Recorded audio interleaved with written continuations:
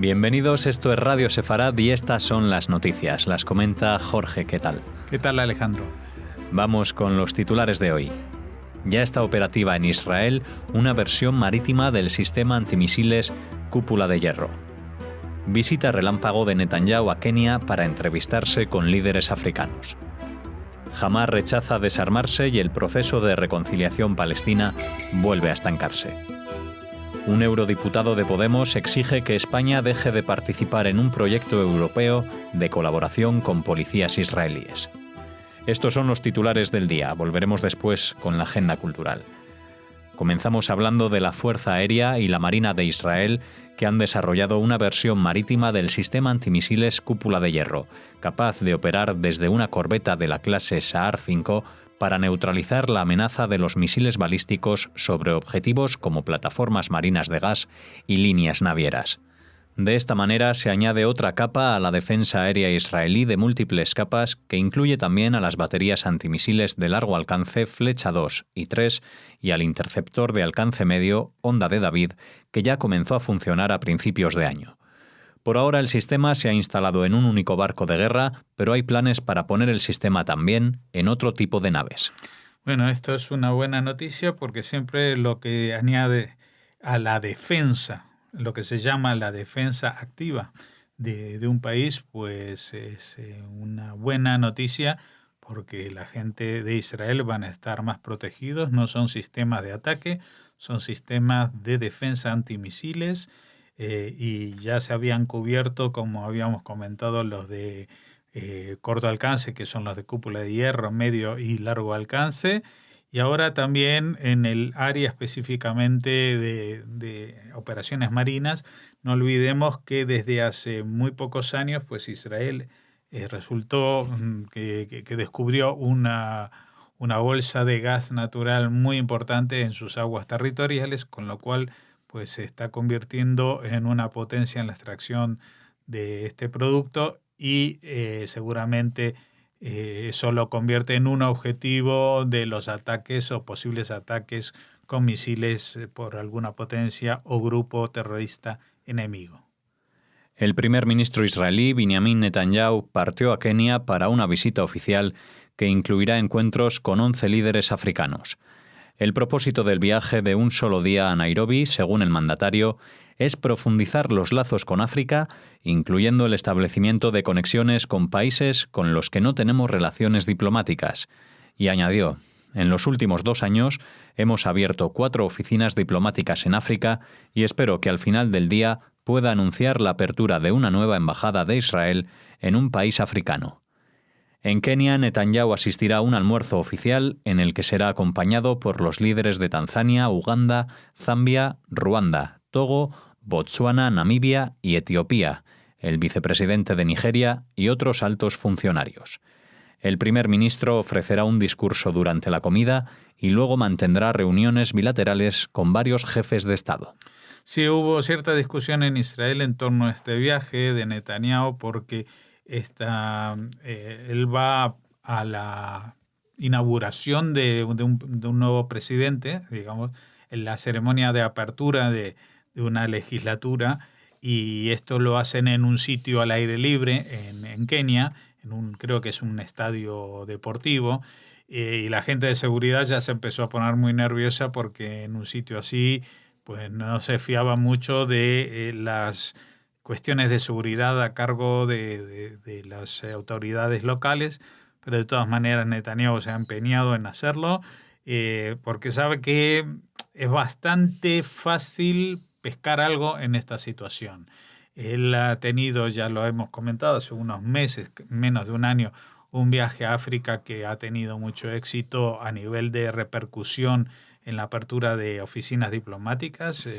No olvidemos que hasta los años 70 los nuevos países africanos que van surgiendo de la descolonización habían abierto delegaciones de intercambio diplomático con Israel, pero luego la presión de los países productores de petróleo sobre ellos fue drástica y todos renunciaron a mantener ningún vínculo con Israel, cosa que ahora está cambiando a pasos agigantados, y Netanyahu cree que puede cosechar en 24 horas algún éxito, traerse en la maleta algo ya concreto, alguna nueva embajada que se abra en algún sitio de África, o por lo menos algún tipo de representación, si bien a menor escala, pero sí que vaya abriendo puertas, porque África no solamente que podría resultar interesante como mercado para productos israelíes o el intercambio, que eso siempre pasa con todos los países del mundo, aunque los países africanos no son los más potentes económicamente, pero sí que son votos en la Asamblea General de Naciones Unidas, que ya sabemos que siempre esos votos se inclinan automáticamente, tienen un patrón de voto automático en contra de Israel, y que este es el momento, el impulso adecuado para que Israel vaya recopilando estos cambios que hay en la diplomacia internacional, y que ese veto automático a todo lo que haga Israel pues se vaya transformando en apoyos. El grupo terrorista islámico palestino Hamás rechazó nuevamente desarmarse y en cambio amenazó con expandir sus ataques terroristas contra Israel desde los territorios en disputa en Cisjordania. Se supone que el 1 de diciembre Hamás debería entregar el control de la Franja de Gaza al gobierno de la Autoridad Palestina, cuya sede se encuentra en Ramala, pero el futuro del brazo armado de Hamás permanece incierto. Israel y Estados Unidos han señalado que rechazan todo tipo de acuerdo que conduzca a un gobierno de unidad con Hamás, a menos que el grupo islamista se desarme, renuncie al terrorismo y reconozca a Israel. La reconciliación palestina apenas avanzó en el último encuentro de las facciones la semana pasada en El Cairo. La Autoridad Nacional Palestina espera que el gobierno encabezado por Rami Hamdallah recupere el poder en el enclave, relegando de momento otras cuestiones clave como el futuro de los funcionarios, la seguridad, la unidad gubernamental y las elecciones, una falta de pasos concretos que genera frustración en la franja. Ya, lo que pasa es que me parece que están pidiendo demasiado, que la autoridad palestina espera que jamás les entregue todo y dejen en el aire, primero, el futuro de los funcionarios, que esto es de lo que come la mayoría de la gente en la Franja de Gaza.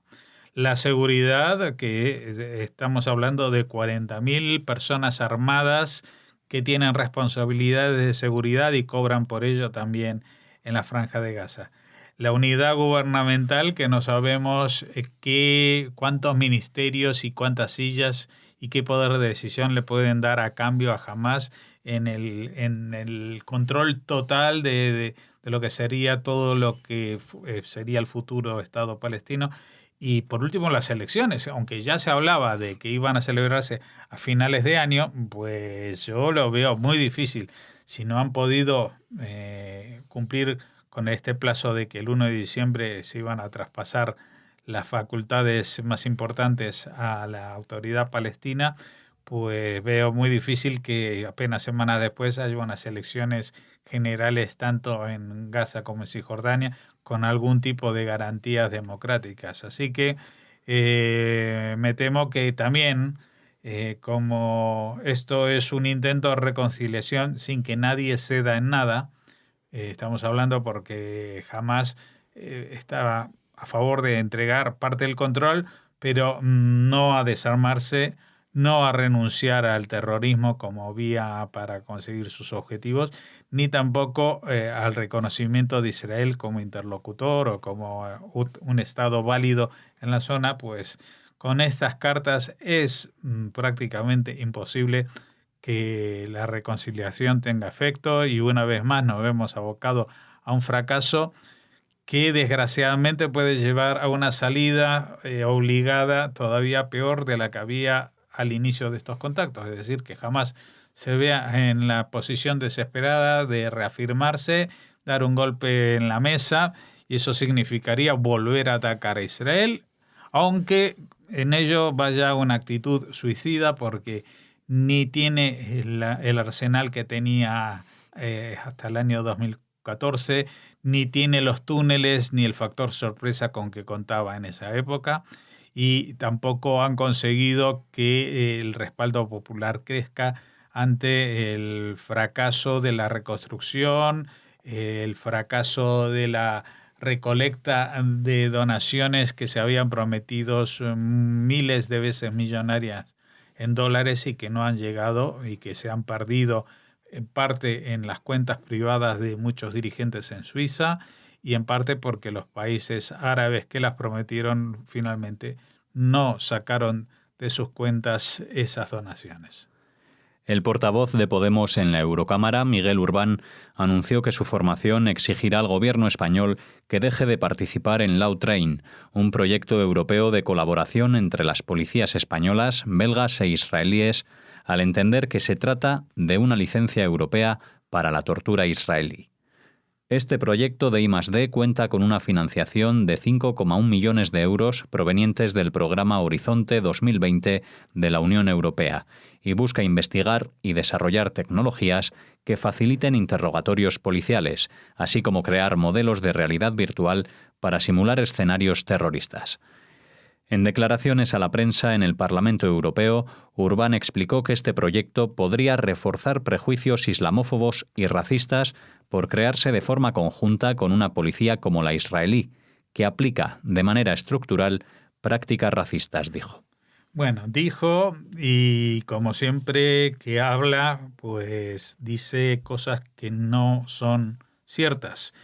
Miguel Urbán no solamente es el portavoz de Podemos, sino representante de los antisistema, los anticapitalistas dentro de la formación morada.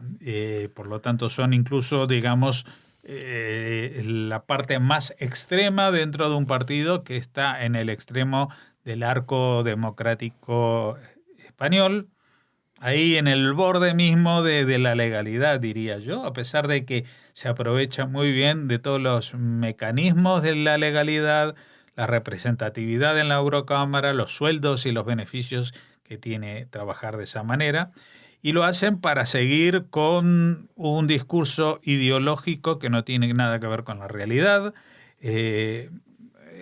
Lo explica que este proyecto, que es un proyecto de I+D, es de índole tecnológica, y es para que los interrogatorios policiales sean más efectivos, no es para aplicarle electrodos y torturas a la gente, ni para utilizar balas de goma o gases lacrimógenos, sino para que los interrogatorios policiales sean más efectivos por métodos tecnológicos, buscando contradicciones en las declaraciones, etcétera, etcétera. No sé los detalles, pero esto es lo que estaban desarrollando no solamente españoles e israelíes, sino también los belgas.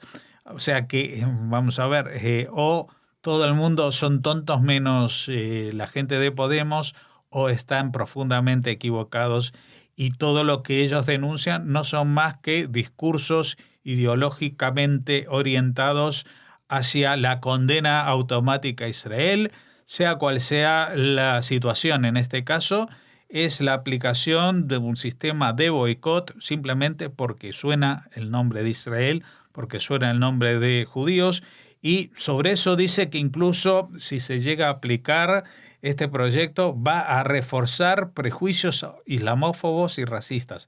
Es decir, que sería una oportunidad estupenda para que la gente diga que el problema de Europa con el Islam o con el racismo tiene que ver con Israel. Ya es lo último que faltaba por oír. Bueno, esto es lo que significa esta declaración de Miguel Urbán en la Eurocámara, y desgraciadamente esto es lo que hace que alguna gente se pregunte a sí mismo qué valor y qué ventajas tiene tener una representatividad en un órgano con tantísima gente como es la Eurocámara, donde cada uno puede decir la tontería más grande. Hemos escuchado allí a gente que está en contra de la presencia en Europa, como Nigel Farage, o gente que está en contra de los avances de las mujeres, como un representante polaco.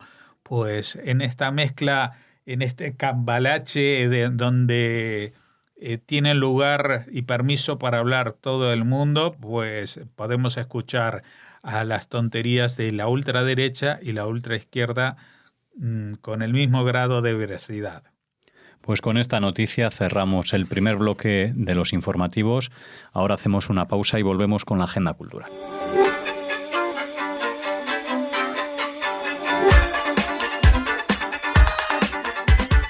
Estamos ya de vuelta en esta segunda parte de las noticias. Estamos con Raquel, ¿qué tal? Hola Alex, hola a todos. Para que como cada día nos cuentes y les hables a nuestros oyentes de la agenda. De cultura y de otras cosas, Eso como es. por ejemplo la que les traemos en un primer momento a la agenda cultural, y es que las autoridades saudíes han prohibido la toma de fotografías y vídeos en la Gran Mezquita de la Meca y en la Mezquita del Profeta de Medina, tras la polémica surgida por la publicación de un selfie por parte de un israelí, el israelí de origen ruso Ben Sion.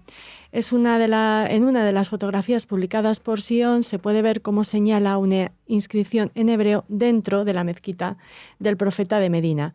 El Ministerio de Asuntos Exteriores saudí ha informado del cambio de política en una nota oficial remitida a todos los representantes diplomáticos extranjeros en Riad.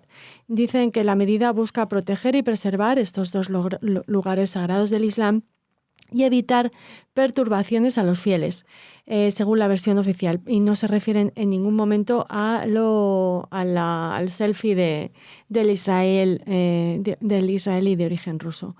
En caso de incumplimiento de esta prohibición, la seguridad tiene instrucciones de confiscar las fotografías y la cámara si fuera necesario. Esta es la advertencia del gobierno saudí. Recordarles que las personas que no secundan la religión musulmana tienen prohibido visitar la Meca y tampoco pueden acceder al centro de Medina. Pero Sion ha relatado que pudo entrar en esos lugares sin mayor problema y se hizo fotografías en las mezquitas más sagradas del Islam, lo que desató de inmediato las críticas en redes sociales e incluso Instagram le cerró la cuenta. O sea que un incidente con un selfie y la consecuente, o sea, la respuesta, ¿no? del oficial. gobierno Bueno, pues de Arabia Saudí. al final los dispositivos son tan pequeños que dan a conocer. No he visto todas las fotos, pero la verdad... Que no sea la única vez que una persona entra, pero bueno, claro. Esto es lo que se ha comunicado. Solo he podido ver una foto, esa en la que señala mención la inscripción en hebreo. Espero que el resto fueran respetuosas, ¿no? Porque está en lugares santos, aunque no sean de su religión, siempre hay que mostrar respeto. Bueno, continuamos. ¿A dónde nos trasladamos? Pues vamos a hablarles de un premio internacional, el Asdai Ben Saprut, que todavía se está conformando. El alcalde de Jaén, Javier Márquez, pues se ha reunido hace poco con representantes de las cuatro religiones, la Federación de Comunidades Judías de España, que estuvo representada por Isaac Kerub, la Federación de Entidades Evangélicas de España, la Comisión Islámica de nuestro país y el Obispado de Jaén, para analizar el proyecto y recabar apoyos para poner en marcha este primer premio internacional Asdai Ben Saprut, que como saben fue una figura importantísima en la España medieval, el médico, científico y diplomático nacido en Jaén, que fue el principal impulsor de la Edad de Oro de la cultura judía en España. Eso es lo que dice el alcalde, uno de los principales impulsores. El premio internacional quiere ser integrador de paz y convivencia y debe servir para visualizar los valores propios del pueblo español con el apoyo de las federaciones e instituciones implicadas. Es un premio que reconocerá la labor científica, técnica, cultural, social o humanitaria realizada por personas, grupos o instituciones en el ámbito internacional y que resalten la tolerancia y la convivencia entre los pueblos. Las candidaturas han de ser de la máxima ejemplaridad y deben tener reconocida trascendencia. ¿Cuándo está previsto que se entregue este premio? Pues a mediados del año que viene. Y el alcalde quiere que de esta manera se ponga a Jaén en el sitio que le pertenece y por supuesto, la figura de Ibn Saprut. Fue el propio alcalde de Jaén, Javier Márquez, el que trasladó esta idea al gobierno israelí durante su visita al país hace un año para participar en la 31ª Conferencia Internacional de Alcaldes. Una idea que, según ha comentado, fue acogida con mucho éxito y en la que se trabaja para materializarla. Pues seguro que seguiremos hablando de Jaén aquí en Radio Sefarad y de cómo se desarrolla, ¿no? todo este asunto. Y terminamos con una recomendación literaria. Les hablamos de la publicación por parte de Herder Editorial de Cuentos de los Rabinos de Amparo Alba. Amparo Alba, que es doctora en Filología Semítica y profesora titular del Departamento de Estudios Hebreos y Arameos de la Universidad Complutense de Madrid y nuestra querida colaboradora, porque con ella tuvimos la suerte de realizar el programa de Keter HaMalhut, la Cábala en Sefarad, que seguro que muchos de ustedes han oído, y si no, les ponemos el enlace para que lo hagan. Bueno, pues ahora la prolífica Amparo Alba presenta una antología de 121 cuentos seleccionados según la temática histórica, biográfica, religiosa y social que aparecen en el libro de cuentos, obra de Moshe Gaster. La historia del cuento hebreo en la Edad Media comienza a partir del momento en que éste conquista una posición independiente en el ámbito de la literatura y alcanza la categoría de obra literaria. La narrativa hebrea del periodo anterior era una parte integrante de la vasta literatura talmúdico-midrásica sin unas características propias. Hasta el siglo VIII el cuento no era más que uno de los múltiples elementos que se encontraban dispersos en esta literatura, al servicio de los talmudistas, para ayudarles a transmitir su conocimiento al pueblo. Pero la situación, nos cuentan desde Herder, la editorial que presenta el libro de Alba, la situación cambia completamente a comienzos de la Edad Media, cuando el cuento adquirió forma literaria independiente y aparecieron las primeras colecciones. Vamos a intentar, como sospecharán, hablar muy pronto con Amparo Alba para que nos cuente algo sobre los cuentos de los rabinos. Bueno, pues con ellos nos despedimos hoy. Esperamos poder hablar con ella para hablar de estos cuentos mientras pueden ir leyéndolos ustedes. Hasta mañana. Hasta mañana. Gracias, Raquel.